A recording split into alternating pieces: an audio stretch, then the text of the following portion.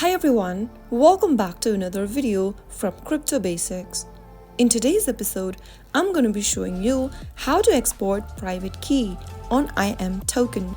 So let's go ahead and get into the video right away. Open up your imToken application from your device and make sure that you're inside the main homepage. Now, tap on the My Profile button at the bottom right and then tap on Manage your wallet. Select the wallet you would like to export and tap on the advanced option. You will then be able to see an option that says Export Private Key. You can also click on Export Key Store.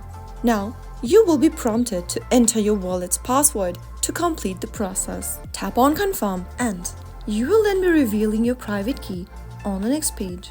Copy your private key by tapping on Copy and then paste it in a secure folder where no one will be able to get access to them. Make sure to safeguard your private key and keep it secure, since it grants access to your assets, so make sure to treat it like a valuable possession. So that is how you can easily export private key on imToken.